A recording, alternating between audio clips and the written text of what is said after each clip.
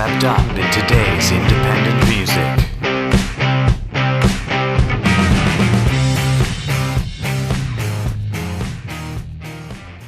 So, what got you into playing? So, how many instruments do you?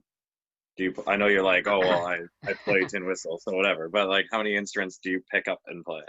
Well, basically, mainly singing, obviously, Yeah. and the two instruments I've taken lessons for are vocals and guitar.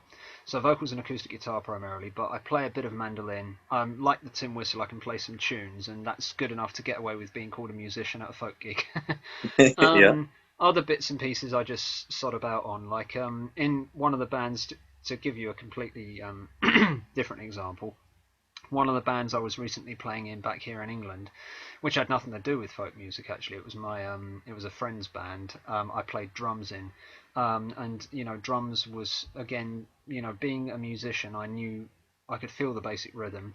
And I used to like muck about on the drum kit in school and everything. So when a vacancy opened up within the band, I joined, and just what got me through was just learning the kit, as I went along, practicing what my mate gave me to play, because he wrote the songs and sort of said, here we go, here's the format, now work something out from it. And yeah, so I picked that up as well. But in terms of what I do with the folk music, mainly guitar and vocals, and I will pick up three other instruments from time to time, being Yeah.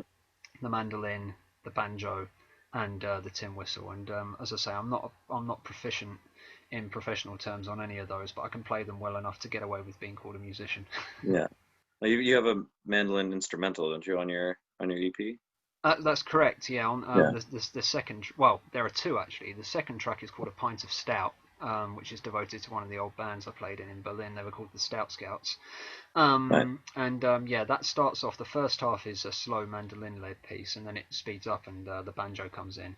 But there's a meditative, almost kind of piece on the album called Glaciers, which is entirely instrumental, and that is led by, well, it's part harp, part mandolin. The harp's digital. I can't play the harp. I got a harp type Yeah. sound, but yeah, that one is led by the mandolin, and the mandolin also makes an appearance in the joke song, the comedy song on the EP, which is called Chinese Mandolin Death Track. Because the story behind that is, I used to go to this restaurant in Berlin with my wife, and very, very lovely Chinese restaurant, awesome, awesome food, fair prices, great place to go to. But the music they were playing out of the speakers was always the same mandolin music. It was just like sort of like almost like music you'd get in a lift, like just like that the whole time. Yeah. So we stopped saying in the end, should we go to the Chinese place? We just said, should we go and get mandolined tonight? And that was where I got the idea of the song from. That's fantastic. Well, now I have to make sure to check that one out as well. I've only checked out a couple thus far. Listen to But- Chinese Mandolin Death Track, and before you do, crank the fucking speakers up. okay. Yeah, it's basically oh, God knows how you describe it. It's um, mandolin tango meets death metal, basically. Fantastic. Yeah, Well, I'm call it death tango. Death Tango. I think I'm going to be a fan of this subgenre of music. Yeah, sub genre. Yeah. Yes, that's right. Right on. So I guess I sort of started covering influences at the beginning, but or like how you came to the types of music that you're interested in. But were there any specific influences that started you, or that you currently pull from when you think about the music you write, in Well, terms of other musicians? the biggest influence for certain was Oasis. Oasis were the first band who really, crystallized my love for music. I wanted to be like Liam and Noel when I was a kid. Liam Gallagher was the person who got me into singing. His brother Noel was the person who got me into playing the guitar. Noel Gallagher inspired me to pick up a guitar when I was 13. So and I loved those guys' music for about 5 or 6 years. So yeah, they're a big part of it. Other than that, I mentioned Crowded House earlier from New Zealand. I think their soft acoustic melodies are in there. Like me, Crowded House, they're not absolute virtuosos at what they do. But if you asked them to play Eruption by Eddie Van Halen, they couldn't do it. But you Yeah, ask them to write you a beautiful acoustic song, and Neil Finn will wash you away with his talent and with the beauty of his yeah, music. So they're in there definitely. in terms of the folk influences, there's definitely some Flogging Molly in there. I keep mentioning those guys just because the whole, Yeah. sort of speed folk influence. The band I used to play in Berlin, the Stout Scouts, they're not well known, but they're in there. Little bit of Ailstorm. I don't know if you've heard of them. Oh, yes, I have. Yeah, Scottish pirate metal band. Those guys are Yes, wicked. They're awesome. love They're, them. they're definitely in there. I wouldn't have written "Come to the Irish Dance" if it hadn't been for them. That's fantastic. Yeah, so they're in there, and other than that, I'll just have to go for the obvious choices: a bit of Beethoven, some Wagner, maybe, a little bit of who else? I take it I'm being sarcastic. Yes, I got you. Okay. Although that being said, I'm I mean, you threw in some metal in there, and all metal is influenced from classical music at one point or another. So, That's absolutely true. so Yeah. you might be sarcastic, but there might be some of that in there.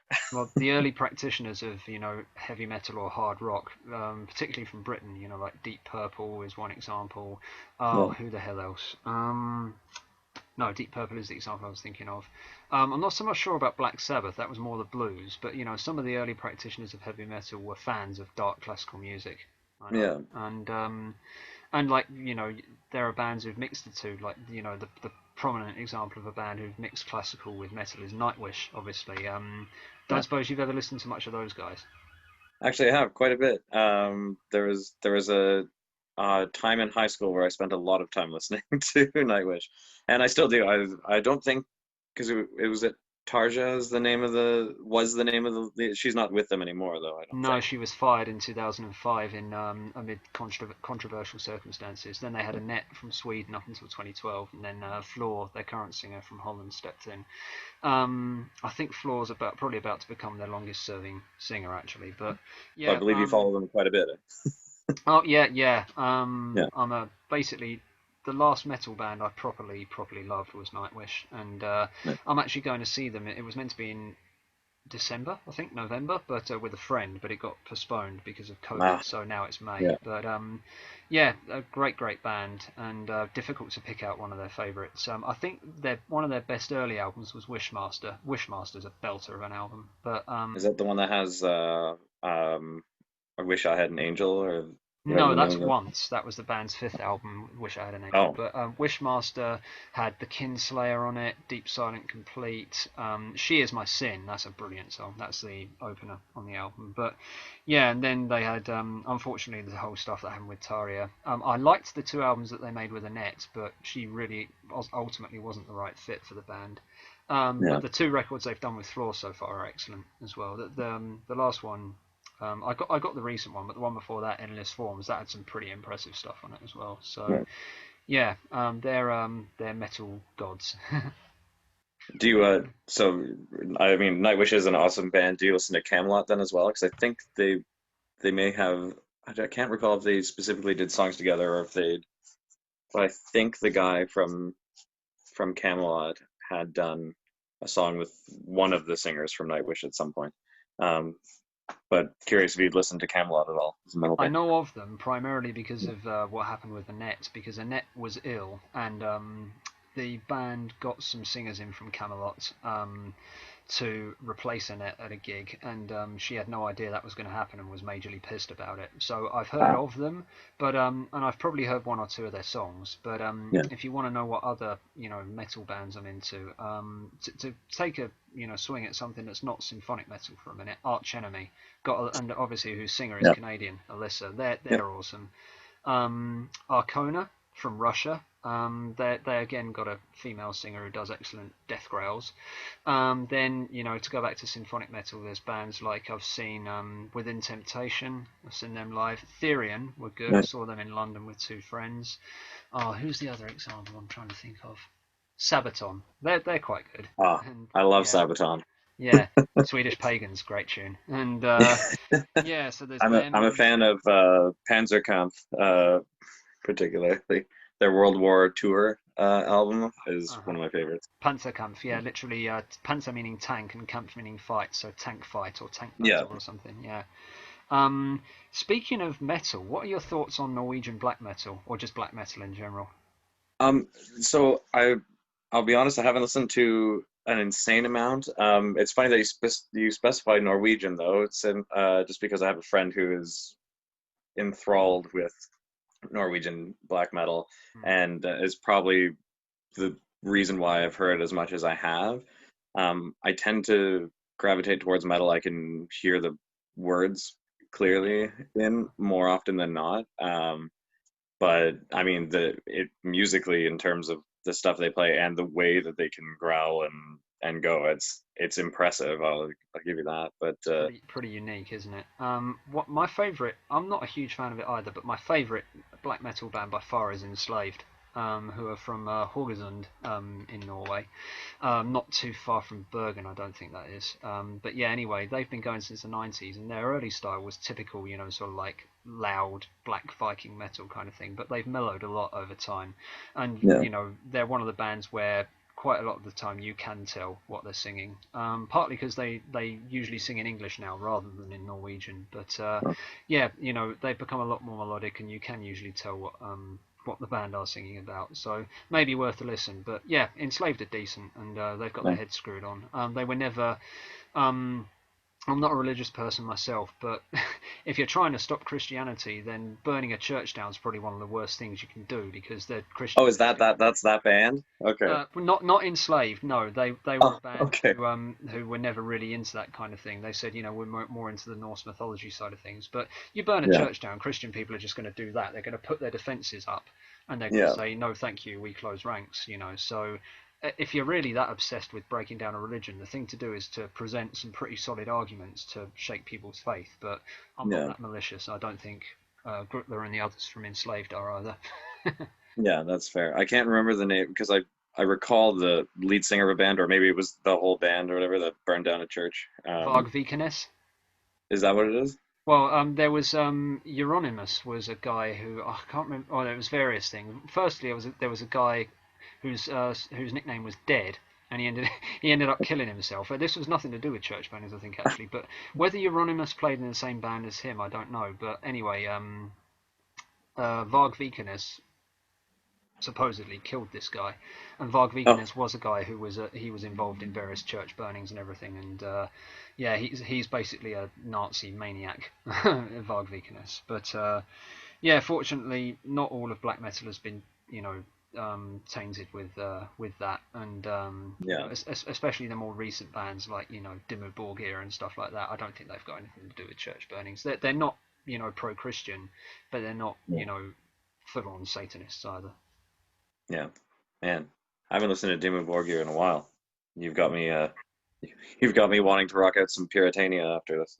Again, I don't know much about them. I know the name. I have a friend who's quite, big into Dimmu, but yeah, give me some Enslaved. Got some time for them, definitely. I know they're Nice. not the only black metal band out there, but yeah, there we go. Um, and just because you were touching on Norway, what are your thoughts? So I know you're into Celtic folk music. What are your thoughts on Scandinavian folk music? I've listened to a bit of Scandinavian folk music. In fact, before lockdown happened, my wife and I went to Celtic Connections in Glasgow. There was a band there they used to be called Elmo and Hoffman from Denmark, but they're now called Stundum, and they were absolutely exquisite. They played some brilliant, brilliant folk music. Other than that, my knowledge of that kind of folk music is not so good. There's like the oldie worldy, sort of traditional Norwegian, Swedish, Finnish stuff, I think. But if you're Yeah, talking about more contemporary takes on it, who do I know? I mean, there is Stundum. There are a couple of others. I have a friend who studied Scandinavian studies at university. She introduced me to bits and pieces of it. I can't I can't remember the names of any of the acts we looked into now though. But you're I suppose a few names do come to mind, but I'm getting back into metal again. Bands like yeah, Fintroll or Korpiklani, things like yeah, that. I mean, they're folk metal, really, aren't they, rather than just purely folk? yeah. But yeah, but that's not the strong point of my knowledge, though I don't doubt it's probably really interesting to check out. Is there anyone you can recommend that I would check out? The so Vordruna Yeah, is the one Vordruna, I band. know them. Yeah. Yeah. Oh, okay. Cool. Is the only real one that and I think Aurora is. I don't know if she's got a band name or if that's just her full thing, but I guess she does more poppy stuff, but She does. I know that she did that song, "The River," didn't she? Yeah. Marla says yes. Yeah. That's a really good song, but it's not so folky, is it? What about Ivor from EIVOR from Iceland? She's Huh? well, she's gone more electronic, but she's done some folky stuff. So Ivor would be check another that out example, as well. I think. But I'm gonna write Vardruna down because they've collaborated with. Have you heard of a band from Germany called Faun or Faun? I have not, I don't believe. Okay. How is that? Faun, so it's spelt the same way as Faun. They're quite commercial these days. Their last 3 or 4 albums are quite mainstreamy, but the stuff they did before them was absolutely, beautiful. Some of their old stuff, so much so that I got them tattooed on my left arm. I went to see these guys 3 times in 1 year once, and Vardruna, I think, they collaborated with Faun on one of their recent songs, so that's partly how I know the name. But yeah, I'll give them more of a listen. Yeah, I just there was a song of theirs that I guess it's been used everywhere now. It's been in Norsemen and Vikings and whatever else, but and Aurora did a version of it with them as well. Is the reason why I'm aware of her, and then Marla knows her a bit more than I do. But I just find that the traditional music from Scandinavia is very, in interesting ways, similar to Celtic traditional music. So I just was wondering if you had. It is, isn't it? I mean, they have like the nickel harper, which is it's an instrument you sling and you'd play it like that. Oliver from Faun plays one of those. Yeah, that's an example of an instrument that came out of I believe that it's Swedish. I could be wrong, but it came out of Scandinavia, or it's used a lot in Scandinavian folk music. So similar sounding instruments, and just similar origins. It's just a slightly different take on it, really, isn't it? But that's the beauty of folk music. You can find every country in the world has its folk traditions, and it's important to keep them alive.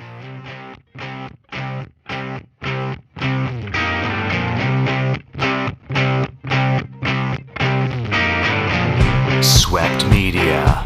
Get swept up in today's independent